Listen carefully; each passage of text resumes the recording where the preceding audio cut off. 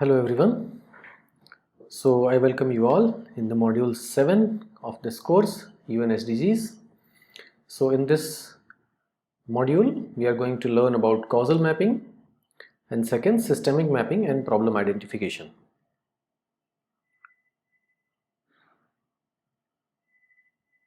So what is causal mapping? I suppose you know already. I'll give some more inputs on that. Well, you may have heard behind any cause there is like a some like after there is any cause there is some effect, and this effect also leads to like a some cause, and then there is another some effect, and then it keeps on actually going, maybe in a cyclic manner or so, right?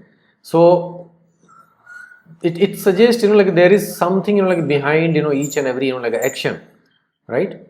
That becomes like a causal. If I maybe light a matchstick, okay, it's going to cause fire, and depending upon what do I put that fire to, that may also lead to like some other events, right? If I put it off, it will go down and will die, right? So there are like impacts of like our actions, and this world is running with lots of actions like which are coming in a combined manner. So this aftermath of industrialization, what we are discussing through this course, like why do we need SD in place of like just development, right, is because it is now established that something has caused such and such havoc, and now the proportion of that havoc is increasing in such a gigantic scale that may like become catastrophic for the whole like a human society to survive, right? So there is like some cause which has brought us this situation, right? So what is that cause? If you study it, you will go to the root causes of that, and if you rectify that, again that problem might be taken care of. And similarly this is applied into like a analysis of like a variety of things in everyday life and even in scientific activities also. So a causal map is created, summarized, and conclusions are drawn from it. More broadly, the term causal mapping can apply to a collection of methods for achieving this, while one subset of these techniques is known as causal mapping.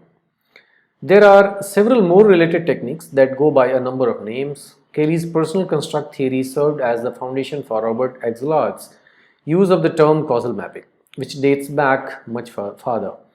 Kurt Lewin and the field theorists were the first to propose the concept that actors carry about mental maps of the world that may be used to analyze their behavior. So it was proposed that there are like some like connections, some like reactions from certain agents, certain actors. You see this term over here, okay, that is causing like something, okay, and it establishes a relationship. Okay, now it was broadened like a further, and then it got developed, fully fledged into like a causal mapping. And another version is there, we call it like systemic mapping, right? So you can establish through these mental maps those connections. So actors means those important nodes or stakeholders who are part of like any particular system, if this is the system boundary, right? So perhaps if we see like a SDGs and its implementation at world level, right? So it is coming from United Nations, then it is coming to the government of India, right? Government of India appoints Niti Aayog.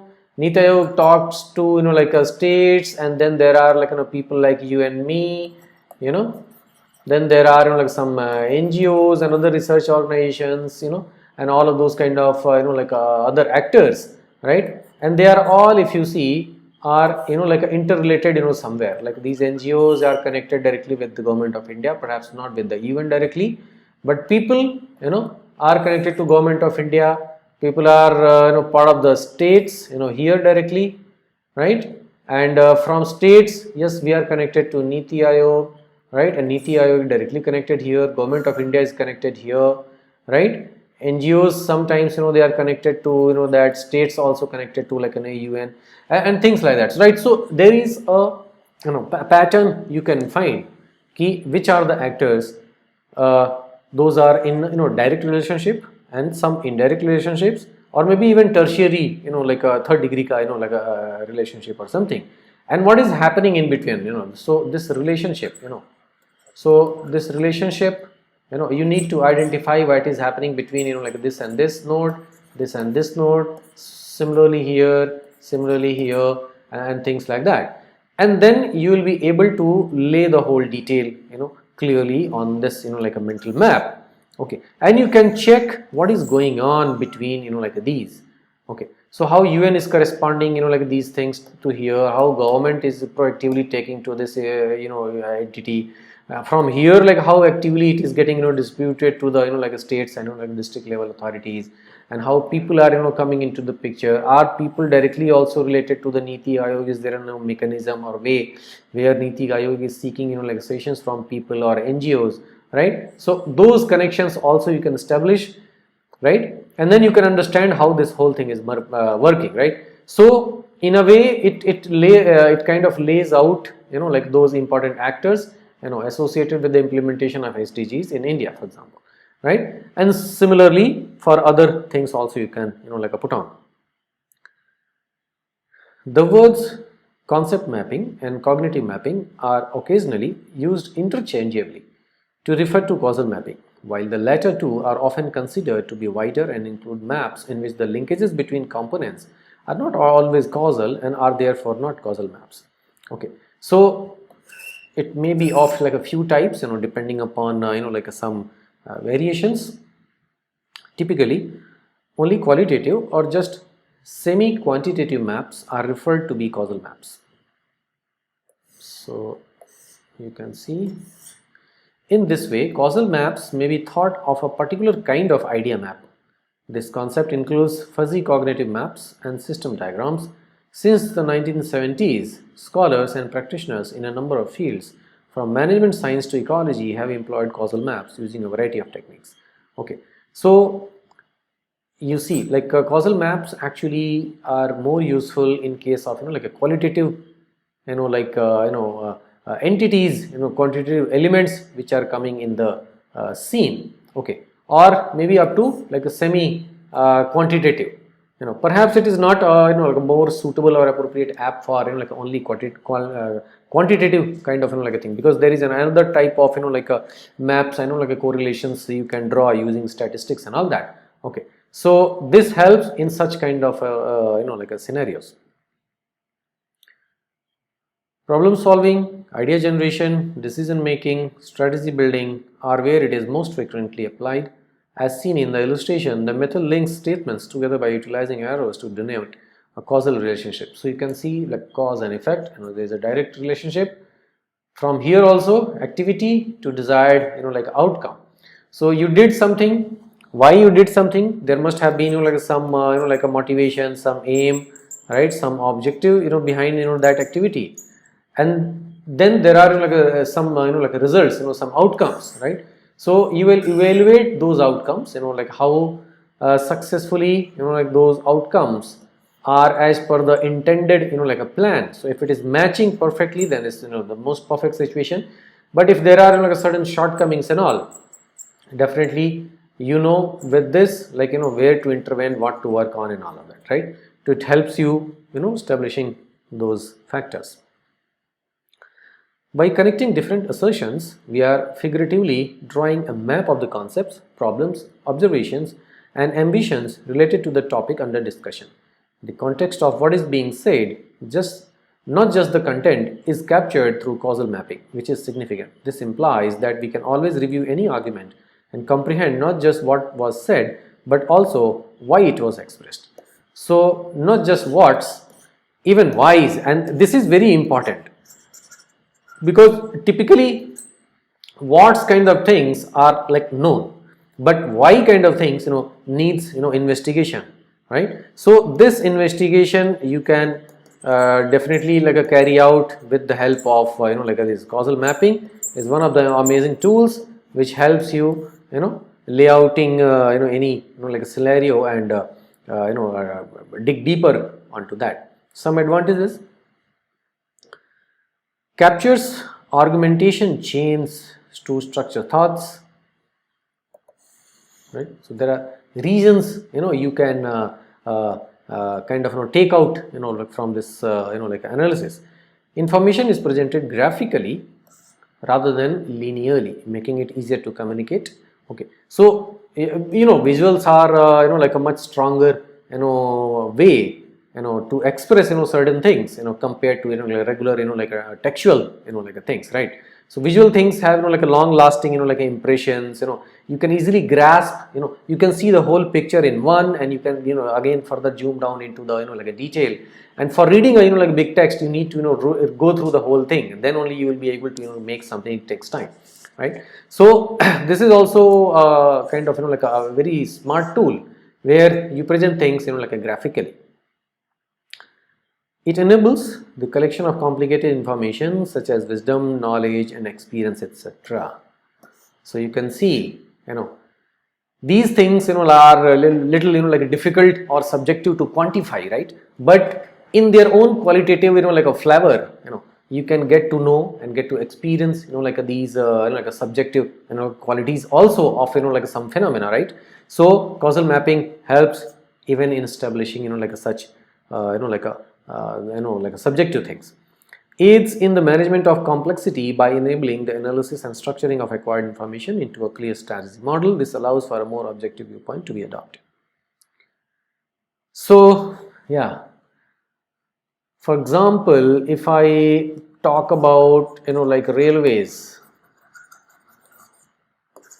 Indian Railways, okay, so Ministry of like Railways, Government of India, of course, right here, then ministry here, then there is like this infrastructures, like stations and all of those things, like employees, and then passengers and goods, like this travel and all, right?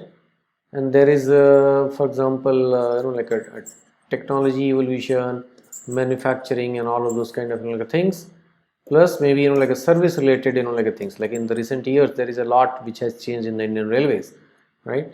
So Government of India directly related to Ministry of Railways, okay, and through other departments with the infrastructure also.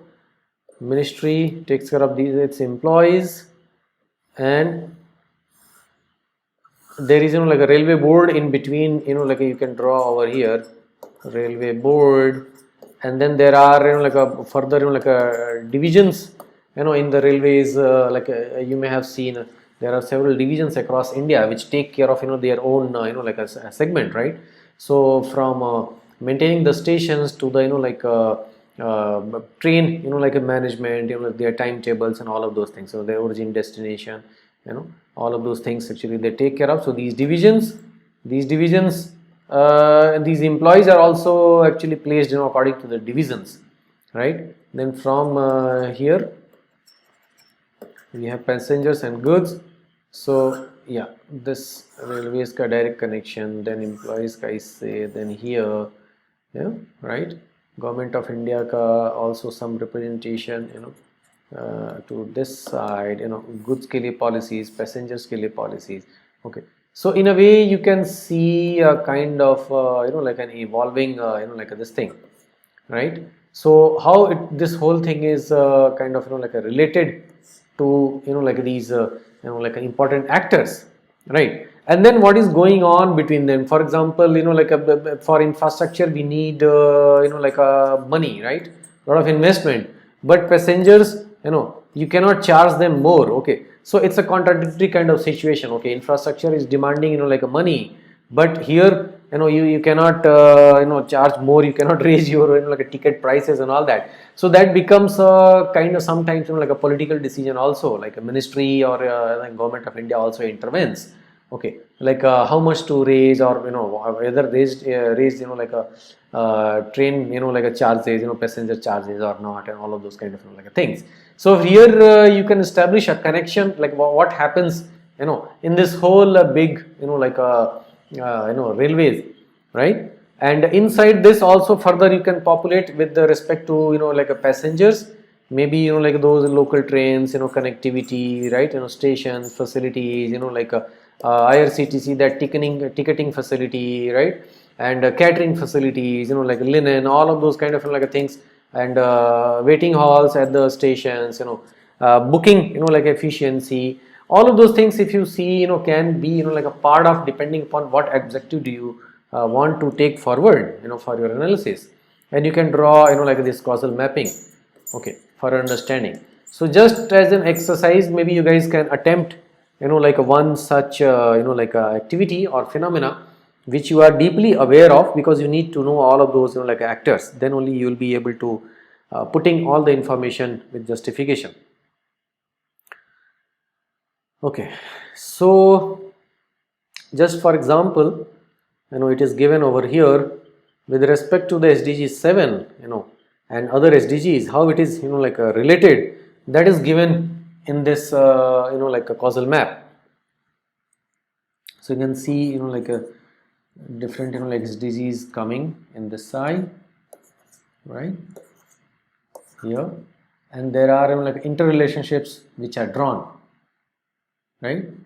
So you can see here, here, here, and from these there are like a small clusters. If you see, like this is one cluster, here like this has become this side like a one cluster, one small one, this is largely has a kind of isolated, this side I think it's taking like all of it into one, and then perhaps from here to here is the another one, right? This one includes in the top one, right? So more or less you can draw a kind of like a subset which are impacting to which one in it what ways, right? So that interlinkages you can like a study over. Let me read a few, like climate resilience plus ecosystem protection.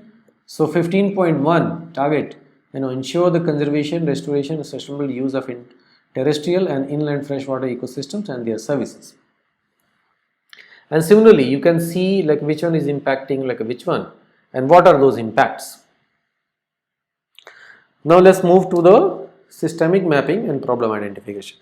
So a step like ahead of causal mapping, you may call it as a systemic mapping. So in systemic mapping, of course there will be like actors who are like regions behind like some activity, okay. But in systemic mapping, it may not necessarily be that all like actors are like directly related, or they have like direct some impact, quantifiable like impact. Even if there is no direct relationship, but if it is relevant to the like that problem, okay, that entity can be considered as like a subset of like a systemic mapping. So systemic mapping actually takes things at a much broader like a scale. To gather data that is pertinent to a given issue, systemic mapping uses the same strict, impartial and open procedures as systemic reviews, eliminating the possible drawbacks of conventional literature reviews. Is reviewer and publication bias, etc. those kind of things. However, systemic mapping may be used to address open or closed frame questions on broad or specific themes, since it is not constrained by the requirement to contain completely stated and defined core paths. Systemic mapping is especially useful for large complex issues about an interest area that may not be appropriate for systemic review because they involve a variety of interventions, demographics or outcomes, as they draw on data from sources other than primary research. Okay, so if you see, this suggests like in a very large scale like a setting, systemic mapping can be like involved, where there is like a primary data as well as secondary data also, where so all sets of data and all sets of like interest areas and all of those things. So systemic mapping is an appropriate like tool to use in that kind of situation, because they can encompass the range of knowledge frequently required for policy-based problems. Systematic maps play a significant role in evidence synthesis. In systemic mapping, the gathered evidence is catalogued, often in the form of a database, including comprehensive metadata on each research, like study site, design, interventions, population, etc. Like author, title, year, etc. Like these kind of details. The quantity and type of research in a certain field are described using these, like a metadata. A systemic map's primary objective is to compile and classify a body of information that describes the current state of knowledge from a certain subject or issue. Users can query this catalog, the database, which serves as a searchable resource and is released together with the systemic map report to subset studies based on any of the observed metadata variables. Yeah, these are the different stages you can refer over here. Stage 1, it talks about establishing the review team and engaging stakeholders. Setting the scope and questions, setting inclusion criteria for studies, scoping study, protocol development and publication. They are all in the stage 1. Then searching for the evidences, screening the evidences, coding, systematic, like a map database, then critical appraisal, and then finally describing and visualizing the findings, report production and dissemination, etc. Okay. So you can search separately for like some systemic mapping, systemic maps. Okay, you will get interesting like assignments. Maybe you can use this as a like a tool in your like assignments in your projects. Okay, it will be a good like a tool for you to explore. Okay, so with this we have come to the end of like this module. Thank you all.